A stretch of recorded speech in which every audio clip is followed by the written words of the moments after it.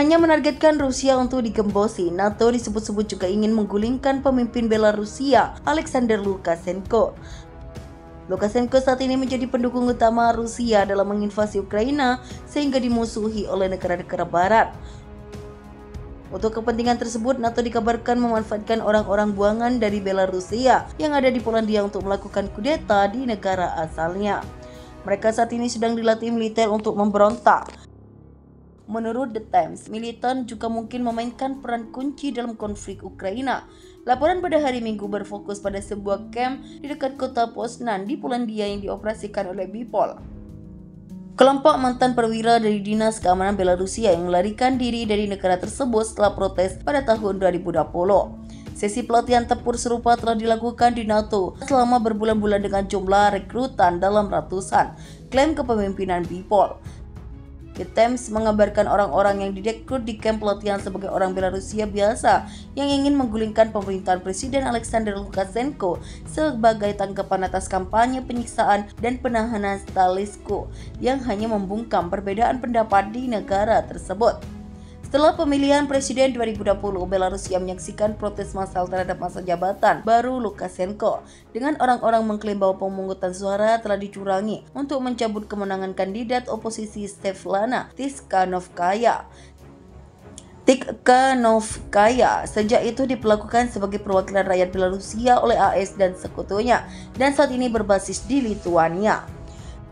BIPOL mengklaim telah melakukan beberapa misi tempur di tanah Belarusia, termasuk serangan drone terhadap radar udara A-50 Rusia di pangkalan udara Marsulisi dekat Minsk.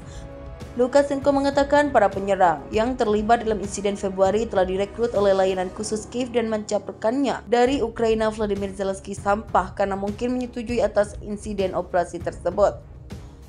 Pemerintah Belarusia mengklaim memantau dengan cermat aktivitas BIPOL terhadap kamp pelatihan mereka yang berlokasi di Polandia, Ukraina, Latvia, Lituania, dan Republik Ceko. Menurut Kepala Keamanan Belarusia Ivan Tertel pada bulan April bahwa pihaknya tahu pos perekrutan tertentu, tahu siapa yang terlibat, pihaknya juga tahu kamp pelatihan dan intensitas infrastruktur yang mengajar bagian mana dari kursus tersebut.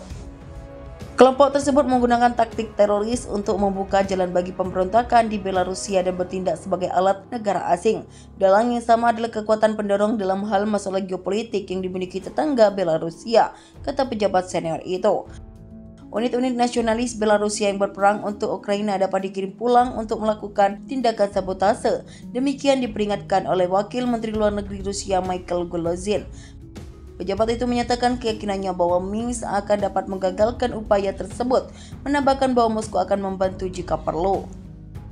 Diplomat mencatat bahwa retorika yang datang dari anggota formasi nasionalis Belarusia yang secara aktif didukung oleh otoritas Kiev dan pendukung barat mereka telah menjadi jauh lebih keras akhir-akhir ini. Para pemimpin dan komandan tentara bayaran yang kejam itu secara terbuka mengatakan bahwa mereka berencana di masa depan untuk menerapkan pengalaman tempur mereka untuk menggulingkan kepemimpinan Belarusia saat ini, kata Golozin dalam sebuah wawancara dengan jaringan berita Rusia RTFI pada hari Rabu seperti dilaporkan Russia Today. Dia mengutip beberapa insiden di mana konflik Ukraina telah meluas ke Belarusia dalam beberapa bulan terakhir, termasuk serangan pesawat tak berawak Februari yang diduga menargetkan pesawat Rusia yang ditempatkan di lapangan terbang dekat Minsk. BIPOL, sebuah kelompok anti pemerintah Belarusia, mengaku bertanggung jawab atas insiden tersebut. Awal bulan ini, Minsk melaporkan telah menangkap biang keladi di balik serangan itu. Dalam wawancaranya dengan RTFI, Golozin menyatakan bahwa kasus semacam itu bisa menjadi upaya untuk merasakan kemampuan pertahanan gugus tugas gabungan Rusia-Belarusia yang digerakkan di negara tersebut dan persiapan untuk agresi militer. Perang berkepanjangan antara Rusia dan Ukraina telah menciptakan kekhawatiran di antara negara-negara tetangga. Salah satunya Belarusia yang telah lama menjadi sekutu dekat Rusia. Negara itu berencana melatih ratusan ribu warga menjadi tentara sukarela. Hal tersebut disampaikan oleh Presiden Belarusia Alexander Lukashenko selama pertemuan Dewan Keamanan Nasional. Menurutnya, situasi negara saat ini tidak mudah. Oleh sebab itu, ia mendesak agar setiap pria di Belarusia mampu menggunakan senjata. Pembentukan pasukan sukarelawan ini dinilai perlu untuk membuat semua warga mengetahui cara menangani senjata. Mereka pun nantinya siap untuk menanggapi tindakan agresi dan menjaga ketertiban umum di masa damai. Setidaknya mereka mampu melindungi keluarganya diperlukan, rumahnya, sebidang tanahnya sendiri, dan jika perlu negaranya. Jika terjadi tindakan agresi, responnya akan cepat, keras, dan tepat, kata Lukashenko seperti dimuat Reuters. Lukashenko sering mengatakan pasukannya akan berperang hanya jika Belarusia diserang. Dia juga mengatakan pengalaman di Ukraina membutuhkan pertahanan tambahan. Dan Lukashenko yang mengizinkan Rusia mengakses wilayahnya untuk akses senjata ke Ukraina, mengatakan pasukan Belarusia akan berperang hanya jika diserang. Menurut Lukashenko, unsur-unsur perang dingin, perlombaan senjata, dan pemerasan nuklir oleh para pemimpin masing-masing negara barat telah kembali ke agenda internasional kontemporer. Sedangkan Menteri Pertahanan Belarusia Viktor Krenin mengatakan pasukan pertahanan teritorial akan memiliki 100.000 hingga 150.000 sukarelawan atau lebih jika diperlukan. Pembentukan para militer idealnya ada yang akan dilatih di setiap desa dan kota. Menurut Neraca Militer Institut Internasional untuk Studi Strategis 2022, saat ini Belarusia memiliki tentara profesional sekitar 48.000 tentara dan sekitar 12.000 tentara ditempatkan di perbatasan negara. Lukashenko merupakan penguasa terlama di Eropa yang telah memimpin Belarusia selama 20 tahun. Negara ini tergantung pada Rusia secara politik dan ekonomi, dan dukungan Presiden Rusia Vladimir Putin membantunya bertahan dari protes massa pro-demokrasi pada tahun 2020.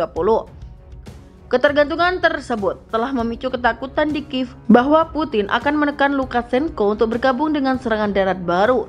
Tindakan ini akan membuka front baru dalam invasi Rusia ke Ukraina. Uni Eropa, Amerika Serikat, dan lainnya telah memberlakukan sanksi senilai miliaran dolar terhadap negara bekas Soviet itu atas dukungannya untuk perang Rusia melawan Ukraina. Lukashenko mengizinkan Moskow menggunakan MiG untuk mengirim pasukan ke Kiev setahun lalu. Sudah 14 bulan lebih Rusia melancarkan invasi militer ke Ukraina dengan target menguasai seluruh wilayah front timur, khususnya Donbas. Selama itu pula, militer Ukraina mendapat sokongan suplai senjata dari negara-negara barat anggota Pakta Pertahanan Atlantik Utara NATO. NATO kerap meyakinkan dunia jika Angkatan Bersenjata Federasi Rusia menelan kerugian besar atas keputusannya menyerang Ukraina. Tak hanya personil yang tewas, sejumlah alat utama sistem persenjataan yang hancur adalah harga mahal yang harus dibayar oleh militer Rusia. Namun demikian, Ketua Komite Militer NATO Laksamana Rob Bauer tetap tak berani menganggap remeh kekuatan Rusia.